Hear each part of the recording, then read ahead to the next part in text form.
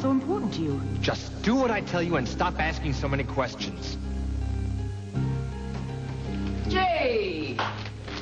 Welcome back.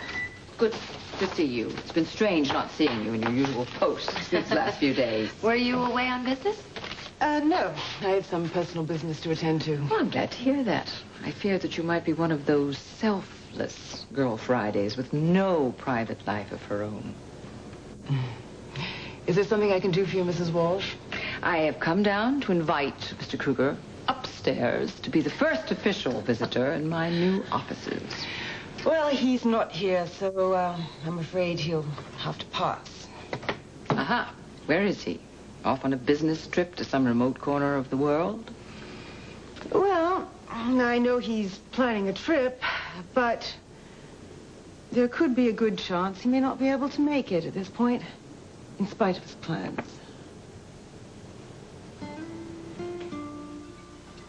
Barbara, I'm so sorry. I am so shocked. Well, if it's true, if he is guilty of what the police say, though, don't you think it's better that you find out now? Lisa, it doesn't change the fact that I've been involved with a man who may be a murderer.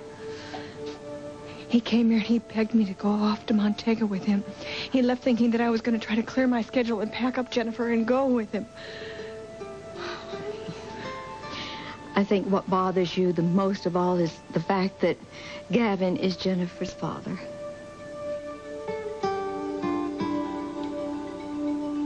Can't believe there's finally enough evidence to make an arrest in the Crawford case, and I missed out on it. We got here as fast as we could. Is this something big? Yeah, we have some new evidence that points to Gavin Kruger as the man behind the murders of Carolyn Crawford, Philippe Van Doren, and probably Nicole. Well, what kind of evidence? Well, Barbara was sitting on some info she had from Emily. Emily and Gavin went to Des Moines last April, checked into the Hotel Europa under the names Mr. and Mrs. George Stewart. Wow. Have you spoken to Emily? She confirmed it all. And there's more. Margot called Arthur at the prison infirmary.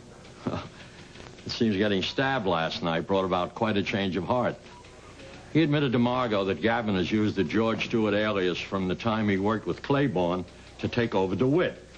He also thinks that Gavin tried to frame him for Philippe's murder by planting a button from Arthur's trench coat at the docks. If Gavin gets word of this, he's going to fly out of here. That's not going to happen. Margot and Murphy are on their way to the Lakeview right now to make an arrest as we speak. Margot, look, I know that you're desperate to wrap this case up for your friend Daryl Crawford, but I had absolutely nothing to do with... Look, this is ludicrous. Listen, we wouldn't be here if we didn't have enough evidence to get a warrant. Evidence? What evidence? Let's just say it's enough to book you for the murders of Carolyn Crawford and Philippe Van Doren. You can call a lawyer when we get down to the station. You have the right to remain silent and refuse to answer questions. Anything you do say may be used against you in the court of law. You have the right to...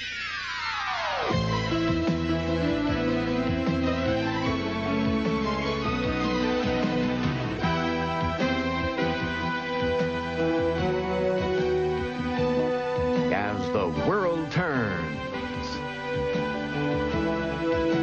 This portion brought to you today by Coast Deodorant Soap. That crisp, invigorating scent makes Coast the eye-opener.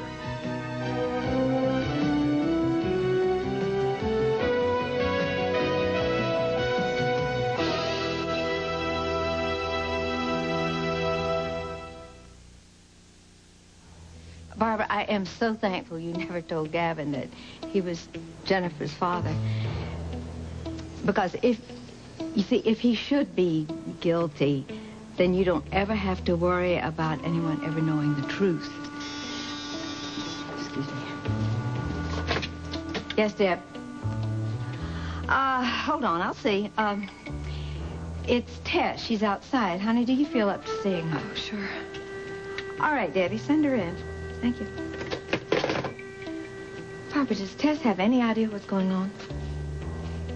She knows that Hal isn't Jennifer's father, but she hasn't talked to anybody about it. Does she suspect Gavin is the father? I don't really know, Lisa. Hey, I hope I'm not coming in at a bad time. Excuse me. Yeah. I'm really worried about you, Aunt Barbara. I'm going to leave you two alone, and I'll be outside. Okay. Thanks. I could see how upset you were this morning. I hope it didn't have to do with me. No, honey, it had nothing to do with you. Good. Is it Gavin? I mean, I know that you didn't want to talk about it when I saw the ring that he gave you in the fireplace, but is it over between Tess, I really am not ready to talk about it yet. Did y'all break up because of Paul? I'm not ready to talk about it yet, Tess.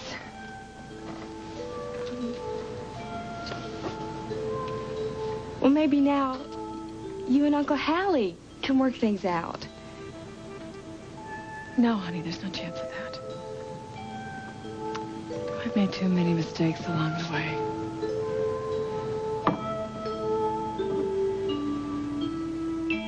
I've waited a long time for this. Oh, it is really beautiful, Lucinda. It has scope. I'll There say. is It's space. perfect. There's the right color. Oh, I can see There's you. lots and lots of air. Yes, there is. This desk, I can see you there already. I do Perfect. like to indulge my fantasies. Napoleon. Well, I, for one, am not going to waste that champagne. Oh. Gavin Kruger or no Gavin Kruger. I'll take care of it. Thank you, darling. You were here all morning, taking care of everything else. Well, not that. My decorator left it for me when he brought the flowers. I didn't want to wake you, the newlyweds, betimes. Well, as it happens, I was all alone. Hutch's car broke down, and Link insisted that he stay on our couch. So he got up early and drove him home. So... Well, enough of that. Yes. I guess we don't care too much for our in-laws. Well, I'm not too happy about the fact that Link is paying for all 4 years of Hutch's college. But, you know, I don't think that Link will have his kid brother to stay with us again, at least for a little while, because I told him that the walls were a bit too thin and I was just a little too self-conscious. Oh, wonderful girl. Perfect worldwide material. To the success of Worldwide. Here, here. Yes. Well, now, which of the ladies that we're going to be interviewing this morning, I love him. I am in love with him. He's your friend. Which one is Jane's cousin? Thelma Daly. Thelma Daly. I like that. Thelma Daly. Daily helper, daily bread. I like that as an image of sort of solid loyalty.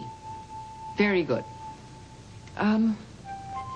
Did you find Jade's remark about Gavin as puzzling as I did? Well, I think Jade tries her very best to remain inscrutable. Well, Gavin stays at the Lakeview. I think I better give him a call. I got $25 million riding on this, and I'm a little unsure. I'm not sure of the stability of his, empire. You know, I may call upon you to be sweet to him from time to time, because he likes you.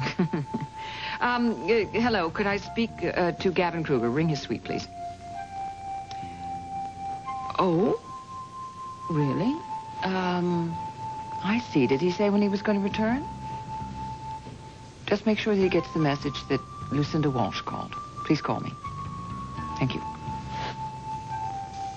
Just left. Now, the operator sounded as strange and mysterious as Jade. What is really going on? So Gavin was using the alias George Stewart when he was in Des Moines. I still don't understand how that connects him with these murders. Well, actually, that goes back to the piece of paper we found in Carolyn's room. Written on that was George Stewart and his room number and phone number at the Hotel Europa. Figure Carolyn found out about Arthur and Gavin's plans to take over DeWitt. Gavin knew the penalties for insider trading and figured he would silence Carolyn before she had an opportunity to tell anybody what she knew. Poor Carolyn. I remember one of our last conversations. She was telling me how she was suspicious of Gavin's motives on coming on to her and back in Des Moines being more than just personal. You know, when Evelyn was here, Yeah.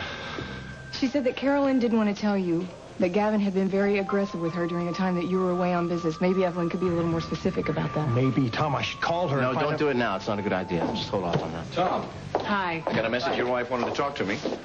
She does, but it's a bad time. She's very busy right now. I don't know. It sounds like a big story to me. Why don't I just hang around? Don't worry, Thomas. We're leaving. Why don't I just... We're leaving, sure. Tell Margot we'll talk to her later. All right. Joe, see ya. Man, I hope you folks didn't say anything about Kruger to McKechnie. Mac and I would like to postpone the media circus for as long as possible. We did not say a word, man. This could be it, honey. Finally. I hope so. If Kruger is responsible for Carolyn's murder, I don't know what... Daryl, let the police handle this, please. Yeah. We'll see that justice is done. Daryl, Franny, we have to ask you to leave right now. Miserable. Hey,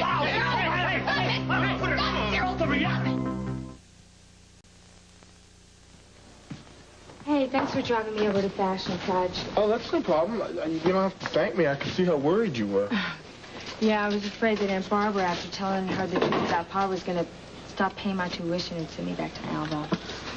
And here I thought you were concerned about somebody other than yourself for a change. You know, Hudge, instead of criticizing me all the time, maybe you should follow my example. Did you ever think of that? What do you mean, follow your example?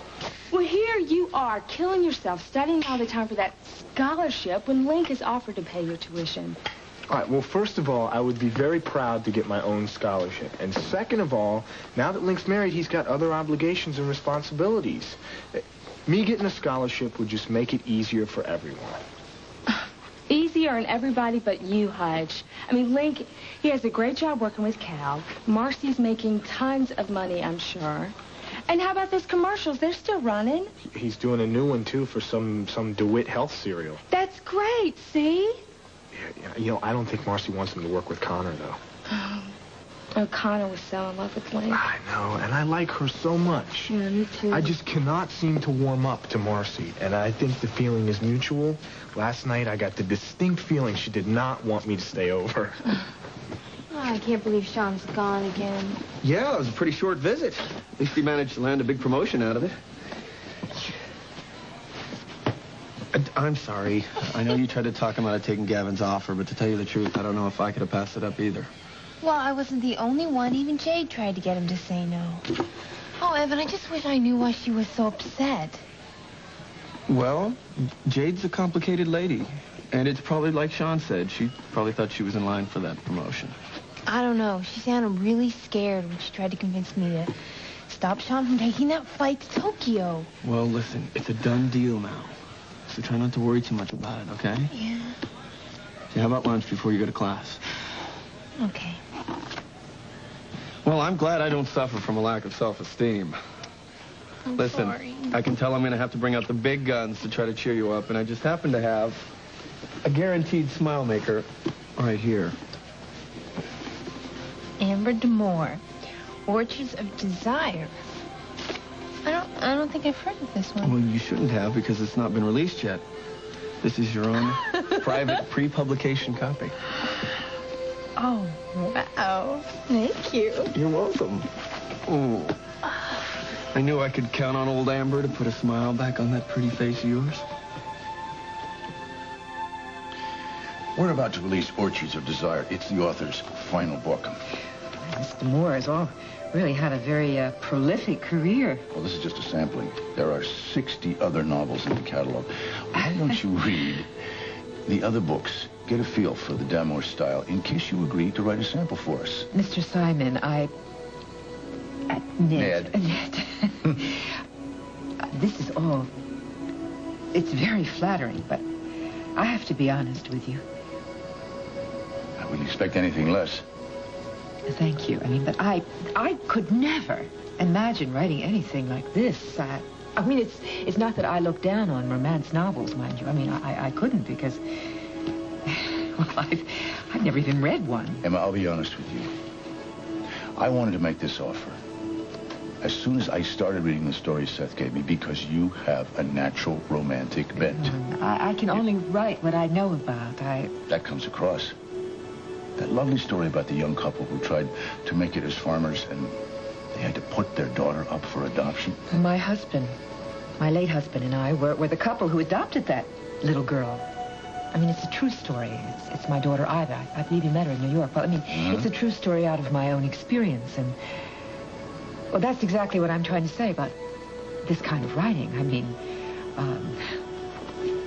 passion in the Everglades, mistress of the Matterhorn. I mean, well, I've been to New York. I've been to Chicago a couple of times, but I'm afraid that Luther's Corners is about as exotic as I can get. But you understand the human heart. That's universal. You know, you have a very good way with words yourself. No, really, Mr. Simon. Ned, I think that you should find a woman who's much more worldly to fill Miss D'Amore's shoes. Emma, I'm about to share a very closely guarded secret with you. Amber Damour's real name is Henry Perkins, and he's never been outside the state of Pennsylvania in his life. Henry? Miss Damour's is really a 65-year-old bachelor in Pittsburgh who wants to retire.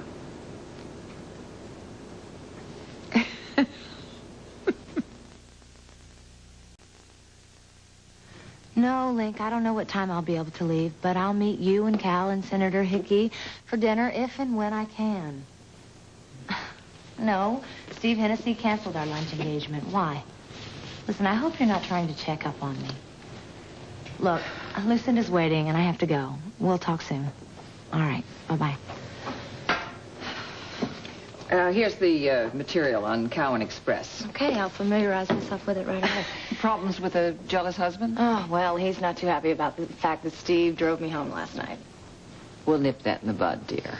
I mean, it's not convenient, really. Not for any of us, and certainly for you. I mean, you don't want to have a jealous husband getting in the way of your blooming career. Oh, I know. I'll handle it.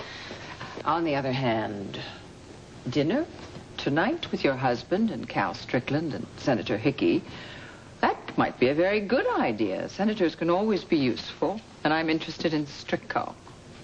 Well, I can't imagine that Cal would take Strictco away from M&A.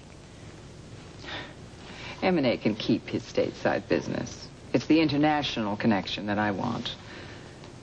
Hey, Cal looks at Link as if he were a son. Who would be better to make the connection than you, Link's devoted wife? Well, I can tell that I have a lot to learn from you.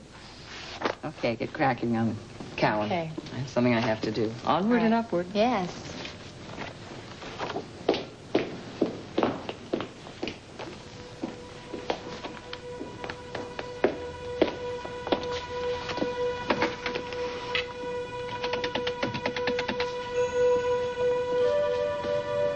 Steve Hennessy's room, please. Steve, hi, this is Marcy. Oh, listen, no problem. Don't worry about it. I was busy today, too. But I would like to reschedule our lunch for tomorrow. Your suite would be just perfect. I thought you told Gavin you lost his ring in Zurich. What was it doing in the fireplace? Now, we can't consider this an engagement ring because you haven't agreed to my proposal of marriage yet. But hopefully that will change in the new year. Open it.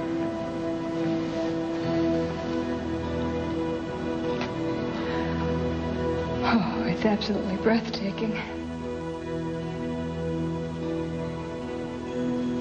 Barbara, I'm sorry it took me so long out there. Honey, how are you doing? I don't know.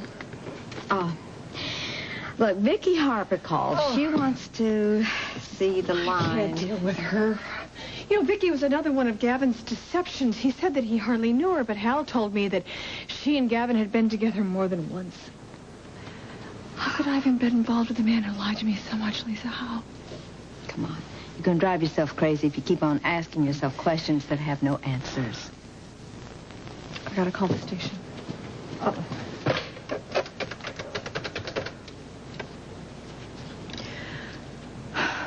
Yes, this is Barbara Bryan. Tom or Margot Hughes, please. I see. Franny Crawford, is she there? Barb, hi. How you holding up? What's going on down there? Well, Gavin has been booked and fingerprinted. I actually thought Daryl was going to kill him when Margot brought him in a while ago. Fine. They're getting Kruger ready for the lineup. Barb, Daryl just said that they're getting Kruger ready for the lineup. Franny, keep me posted, all right? What's happening? I'm going down to the station. Barbara, wait. Do you think that's wise? I don't know what's wise anymore, Lisa.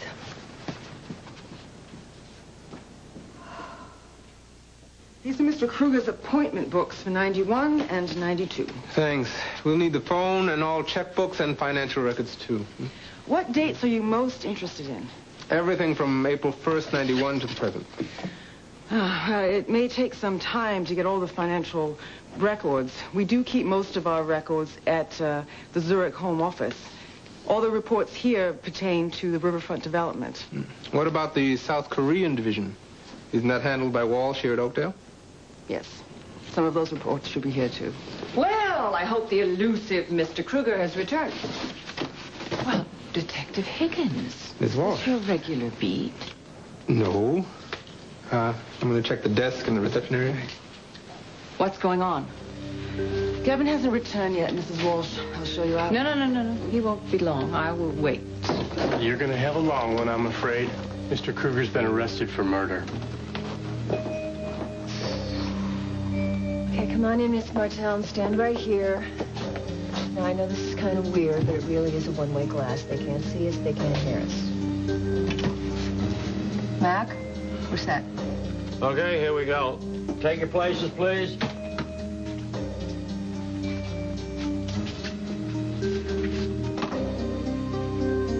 Look at them very carefully and tell me if you've seen any one of them before. I'm just not sure. As I told you, I didn't really get a good look at this guy that night in the bar. All right, well, hold on. Mac, have them put their hats on and turn their collars up.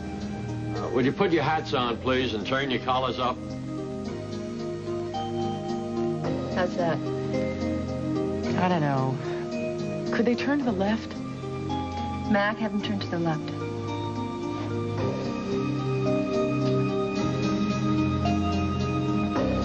Maybe the guy under number 3. Maybe what?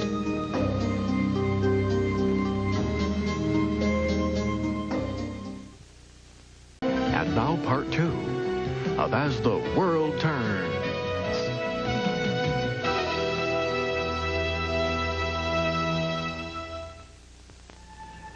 Do you recognize number 3, Mrs. Martell? I think he's the man I saw in the bar the night Frank Wendell was killed. You think? We need you to be sure. I'm sure. Number 3 is definitely the man I saw with my husband. Wonderful. Do you remember anything else? Did Shorty say anything? Think back. Yes. After that man left, I asked Willard who he was, and he said George Stewart. And you're sure the name was George Stewart? Yes, positive. Guess that's what you guys are looking for, huh? Yeah. What'd this guy do? He's wanted on 2 counts of murder. Tell Brienne to bring the other witness in. Mm-hmm. Miss Martell, thank you. Thank you very much.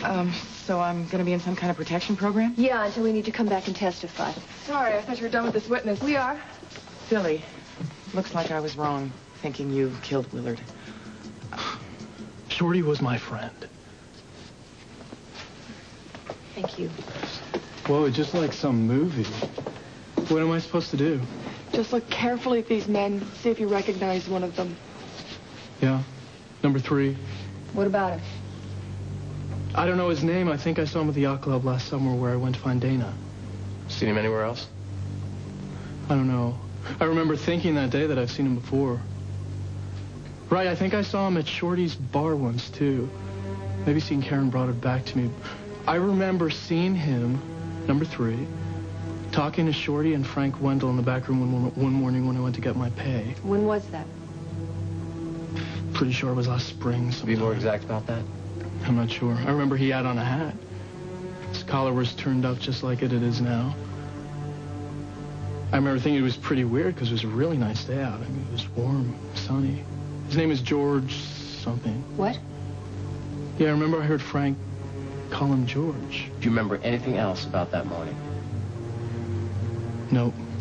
Miss Shorty gave me my pay, hustled me out of there pretty quick.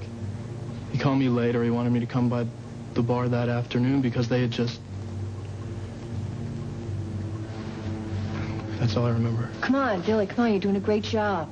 Think back. Can you remember an exact date? I know you're upset with me for losing it like that when Gavin came in. I hope you can forgive me, huh?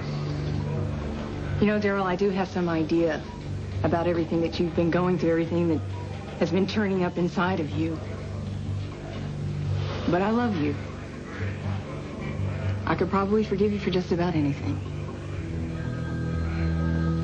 I saw him coming through those doors, and I realized he might be the one responsible for Carolyn's murder, and I just lost it. I know, I understand that. You've got to find a way to keep your temper in check, Daryl. You're going to compromise this entire case for everybody. Right, Do you right. understand? Yes. What's going on, Tommy? Did any of the witnesses identify Gavin? Yeah, but we're not home free yet. We need more. Martha wants her files. Hello, Tom Hughes. Tom, hello. It's Lucinda Walsh here. Could I speak with your wife, please? It's on a very urgent matter. I'm sorry she's not available. Does her absence have anything to do with the arrest of Gavin Kruger for murder? Who the hell told you that, Lucinda? You've just answered my question. Lucinda, listen to me. I don't care where you got that information, and I don't want to know, but you have to do me a favor as a friend. You cannot tell anyone, and I mean anyone, that you know this. Great. Lucinda found out Gavin's been arrested. Good Lord, is that the news you were sitting on earlier? Well, I might as well throw a press conference. I know you're the editor of the Argus. You have to do me a favor and keep a lid on this. Well, can we ask what the charges are? Gavin's been charged with the murders of Philippe Van Doren and Carolyn Crawford. All right, tell Margot I won't do anything to jeopardize your investigation. But I can't say I'm surprised. I've known for over a year that Kruger was capable of anything.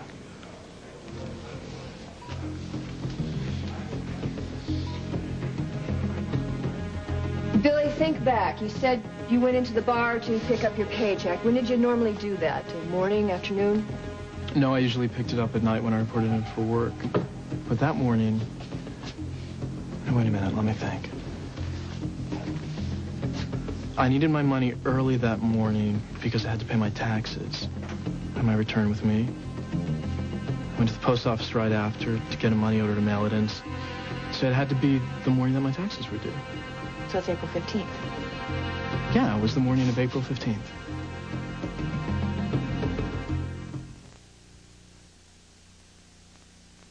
Ambrose, don't you still have a friend at the police commissioner's? Yes.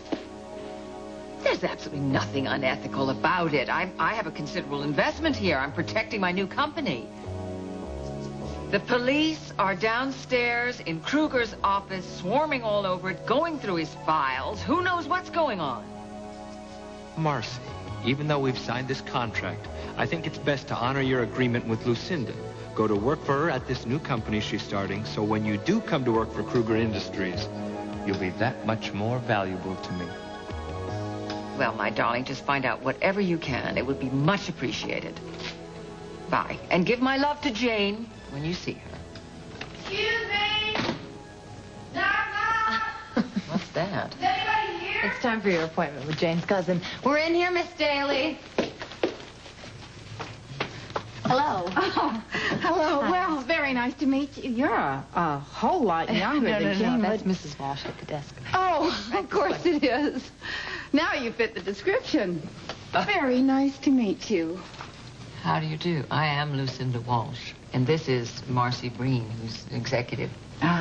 Pretty as a picture. Thank you. I knew she would be. I could tell by her voice on the phone. Won't you sit down, Miss Daly? Oh, thank you. Please, call me Thelma. Jane has told me so much about you that I feel that we're old friends. Really? You know, I'm very curious and surprised. All the time I've known Jane, I have never heard your name mentioned. Never, not until a few days ago. Oh, that doesn't surprise me. I've been living in the Big Apple. The first time I heard from Jane, except, of course, for Christmas and birthday cards, was when I got her wedding invitation. I couldn't attend, but we've burned up the phone lines a few times since then. My husband passed on recently, so I packed up and... Oh, I'm sorry. Thank you. Anyway, I felt like making a change, so when Jane suggested coming to Oakdale, I said, why not? So here I am. You never know when life's going to throw you a curve, do you? No, you never do. Had you been married a long time? Oh, yes. Almost 2 years. Was this the first marriage? Oh, God, no, my 6th. And last. Jane thought that one reason we might get along is that you and I are just about even up in the ex-husband department. Ned, I'm not being obstinate. But I don't see how spending my entire life on this farm has prepared me to write anything like Orchards of Desire. Well, from what Seth told me, you haven't spent all your time in the fields, Emma. You were involved with a wealthy Texas oil man and turned down his marriage proposal because you thought that your worlds were incompatible, and before that there was some doctor. I can see that I'm going to have a very long talk with Seth. Seth and I became very close friends since he moved to New York, but I brought that up only to point out that you are no stranger to love and romance. Well, I certainly understand loving someone and all that goes along with that, but it's kind of sweeping romance, so I can't relate to that. Before you turn me down flat, Seth also told me that times have not always been easy here on the farm. No, they haven't been, but things are much better now. I'm glad, but if we could work this out, you'd never have another financial worry. Henry Perkins earned close to $1 million last year as Damore.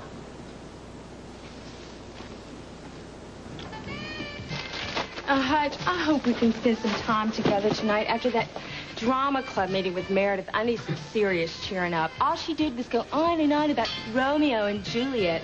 I swear, if she could, she would learn how to play both parts, Hutch. I know she would. You know, tonight's going to be a bad night for me.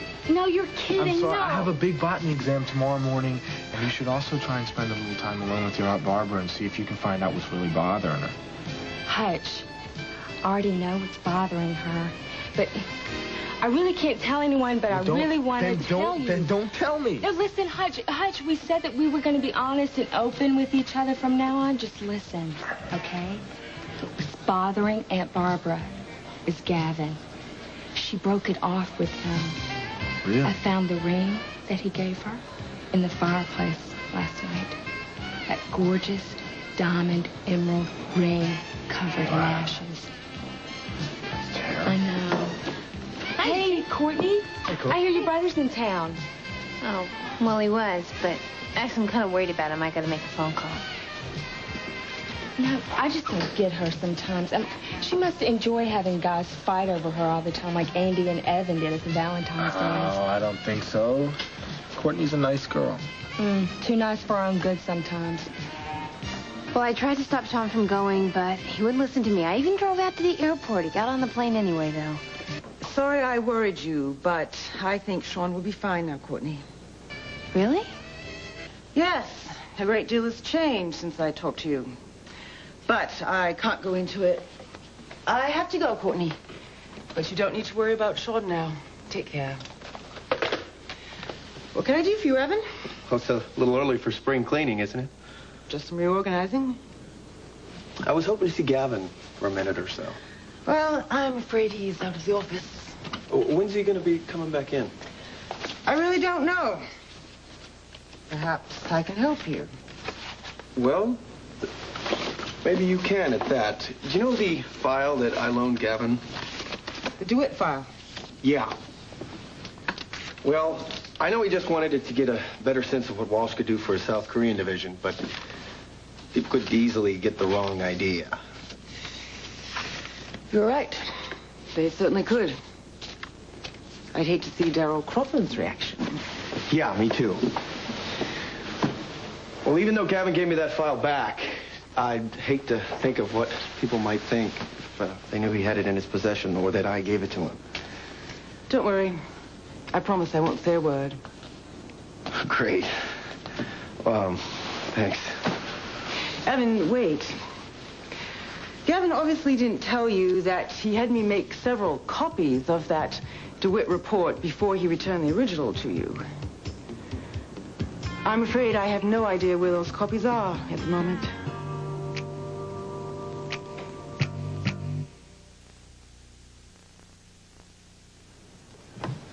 Hi, Lisa. I just came from the police station. Oh, then you know what's About going on. Gavin, yeah, I do. And that's why I came by to see how Barbara's doing.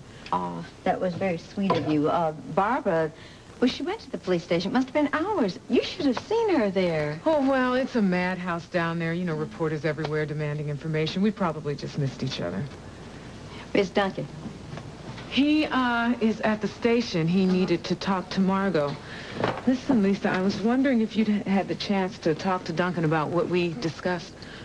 Well, Jess, no, I haven't. Lisa, this is really important. Now, I'm telling you, he is building a wall around himself. He is deliberately cutting himself off from anybody who doesn't accept our relationship. Jess, you know something, the other night, I thought he was just the opposite. I thought he was so relaxed and outgoing when he had you and Kira and her mother there at the Mona Lisa. Lisa, that's part of what I'm talking about. Duncan feigned complete ignorance as to what was going on with the people at the next table. Going on? They just wanted to be in a non-smoking area. Lisa, I heard you tell them they were in a non-smoking area. They just didn't want to sit at a table next to black people. But Duncan is running the gamut from being angry and defensive to total denial. That's why you have to work it out with him before this thing gets out of control. Duncan, you gave the Crawfords the security system they installed in their home, right? Aye, when I didn't need it at the warehouse any longer. Is there any chance that Gavin may have become familiar with that system before you gave it to Daryl and Carolyn? More than a chance. When I returned from Africa, I found the loft filled with candles and white roses, Gavin's romantic calling card. And he admitted to me that Shannon had showed him how to work the system. Thank you, Duncan, very much. I'm sorry I kept you waiting. No problem. Listen, call me if there's anything else I can do. Sure. They're bringing him in now. Oh, I got a couple of questions from Mr. Kruger. Sit down, Gavin. Margot, how long do you plan to keep up this ridiculous charade? Until we clear up the discrepancies between your story and that of our witnesses. Witnesses? Witnesses to what, if I may ask? Well, for one thing, we know for a fact that you were not in Hawaii with Jade in April. So, do you care to tell us where you were? No. I won't make any further statements until my lawyer arrives. No, Jane, I'm having a great time. I'm wearing the suit that I wore as Agnes Gooch in the bus and truck company of Annie Mame, and I've got the briefcase and the glasses, and I even quoted some of the lines. Oh, I gotta go. Here she comes. Bye-bye. Well, thank you for the use of the phone, and Jane says hello. We'll be in touch with you. Oh, good. Well, I'll just get moving and let you ladies get on with your work. I gave you my very last resume.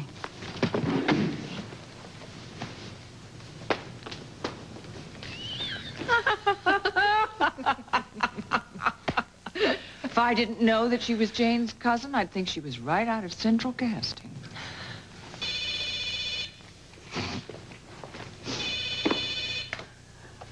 Oh, yes? It's Margot. I haven't said a word about Gavin Kruger, if that's why you're calling. No, it isn't, but thank you for not saying a word. I'd like to speak to Marcy Breen. Is she there? Yeah. Hold on. Marcy, it's Detective Hughes for you.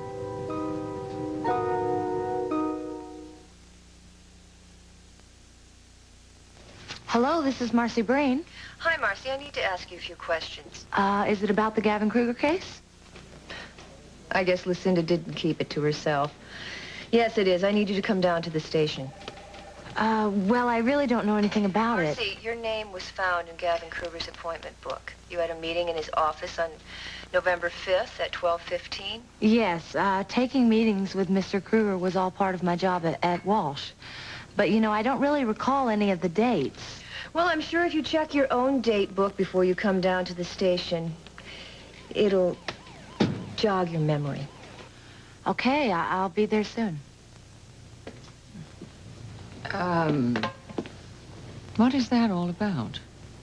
Well, it was about a meeting I had with Gavin on November 5th. But, you know, I don't remember. November 5th? That's Lily's wedding day. You missed the ceremony. Gavin, can't we make it another time? I'm supposed to go to Lily and Holden's wedding. You'd better get your priorities straight, Marcy. I'll expect you in my office at 12:15 sharp. Hello? Oh, Where did sorry. you drift off to? You know, I was just remembering. I did meet with Gavin on that day. And he was late. He kept me waiting about an hour. Well, then you must tell the police everything you know. It's your duty. You have nothing to hide. I don't know. Maybe Marcy will give us something that'll crack Gavin's alibi for where he was at the time of Philippe Van Doren's murder. Yeah, maybe. I'm taking a short break to have dinner with your beautiful grandmother. Did Gavin decide who he's going to have to represent him? Probably somebody from his staff of legal advisors. Well, at least we know it isn't Arthur Claiborne. Mm-hmm. Oh, I am so glad you said that, Mac. I gotta call Arthur again. Give Grandma love. See you on. Okay.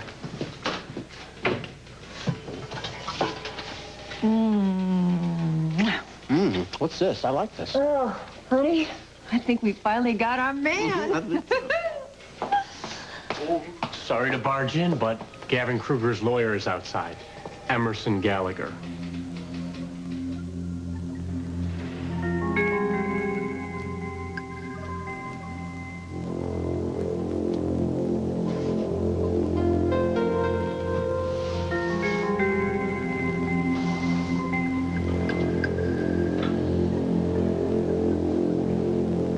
What's the point in going to see Gavin now?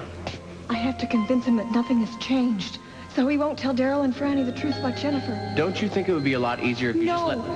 Tom, let me do this my way. I've cooperated with you and Margot ever since I got back from Zurich. Now, please return the favor. Get me in to see Gavin. I have to prove to him that I haven't turned against him. I won't feel secure about us until I see my ring back on your finger.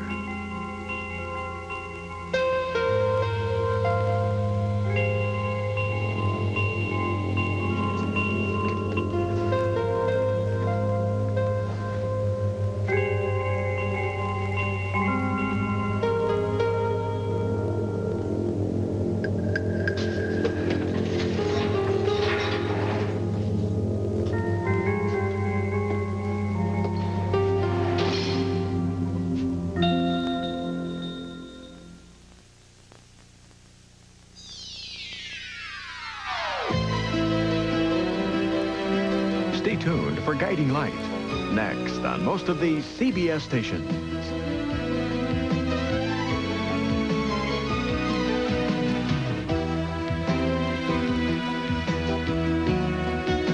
Jewelry by Monet, scarves by Echo Design Group.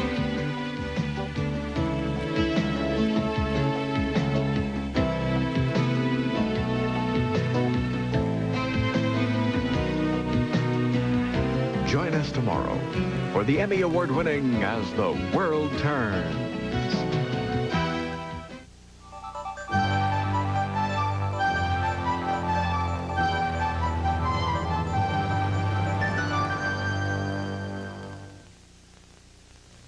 This is CBS.